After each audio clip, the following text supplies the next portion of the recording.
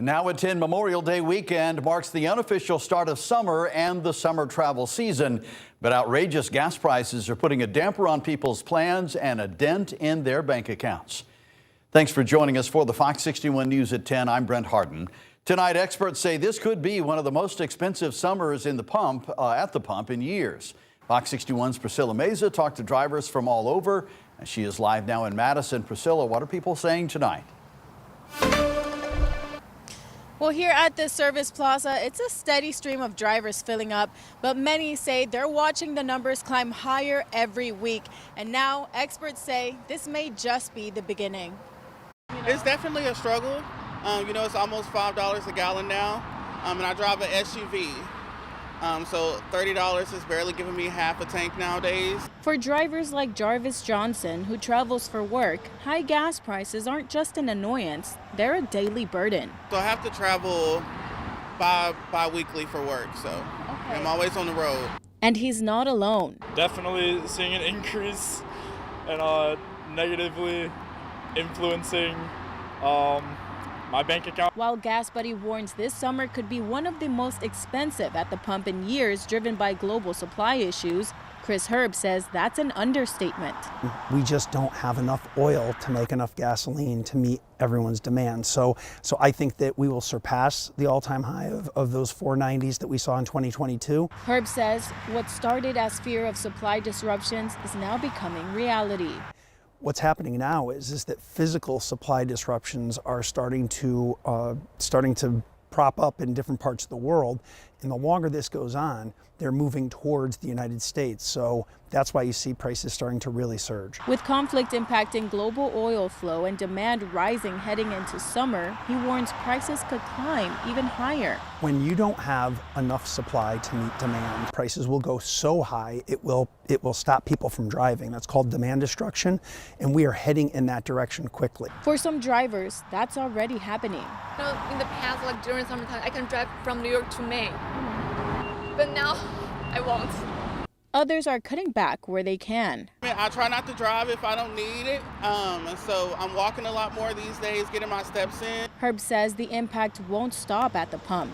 And virtually all food is shipped by diesel. This is going to be a ripple through the entire economy. And even if conditions improve, relief may not come quickly. If the war ended today, some analysts are saying it's going to take 12 to 14 months to get back to pre-war supply. Experts say the best thing drivers can do right now is cut back on unnecessary trips and make sure their cars are driving efficiently. But with summer travel season just getting started, many say they're bracing for the long and expensive ride. In Madison, Priscilla Meza, Fox 61. Priscilla, thank you. New tonight, distracted driving through work zones will soon result in a reckless driving charge. The state legislature greenlit the bill, and today Governor Lamont tells us he intends to sign it soon. Fox 61's Alicia Hercules is in Cromwell with what drivers need to know. The Department of Transportation says it sees crashes on a nightly basis because of distracted driving. The department hopes this bill will make drivers think twice about using their phones or other devices behind the wheel. Not only are they speeding, but they're not even paying attention. Josh Morgan, the communications director for the Connecticut Department of Transportation, says this bill will upgrade the penalties for distracted driving from a civil penalty to a criminal offense. That means the escalation of fines is greater. There is risk of jail time, of license suspension. Currently, distracted driving isn't a criminal offense, but is illegal and could result in fines. Under this new legislation, distracted driving in a work zone will be considered reckless driving. It will result in fines up to $600, 30 days in prison, or both for a first offense. For each additional offense, drivers will face a fine of up to $1,200, 1 year in prison, or both. Ashlyn Morgan from East Berlin says she sees people speed through work zones far too often. They kind of just speed through even though there's signs that say like slow down. She thinks the bill could make people drive safer through work zones. So I think it's good to kind of like not scare people, but like make them aware of driving and being safe and not being on your phone. Morgan hopes that stronger enforcement will prevent dangerous driving habits and save lives. There is no text message, there is no social media notification that's worth your life or someone else's. Under the bill, a driver can't be prosecuted for a reckless driving violation and a distracted driving violation for the same offense. The bill now awaits the signature of Governor Ned Lamont to be officially signed into law. In Cromwell, Alicia Hercules, Fox 61.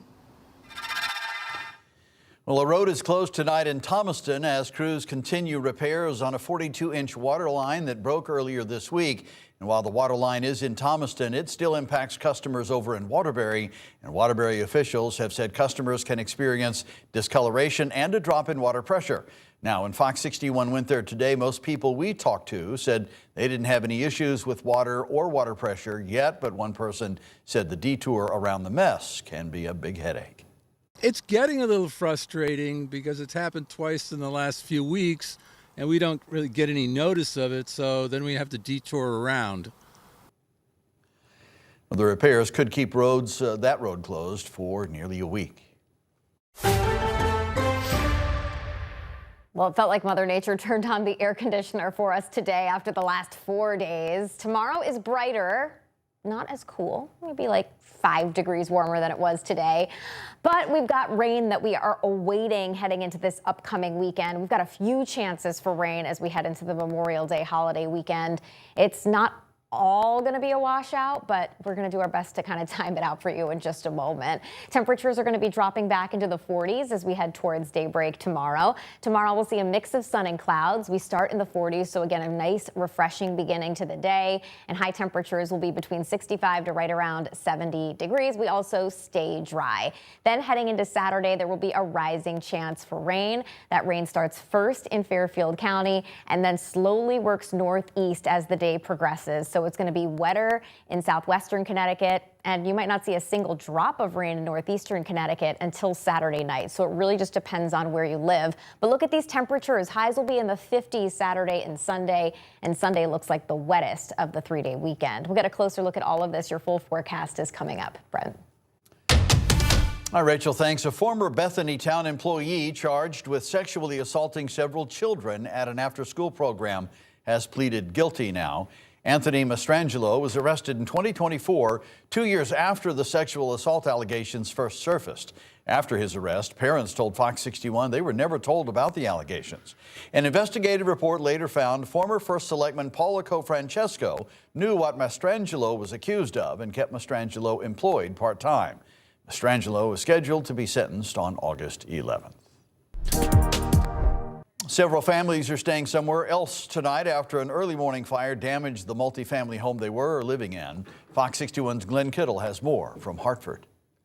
A less active scene than when fire crews were here earlier this morning, but the damage done to the building paints a picture of just how significant this fire was. Check out this building here on Bedford Street. Those windows blown out, as well as the charring done to the side of the building. We're told that the fire was mainly centered at the back of the building here, where porches caught flames, and those flames rose up well above the building, spreading over to this building on the right over here.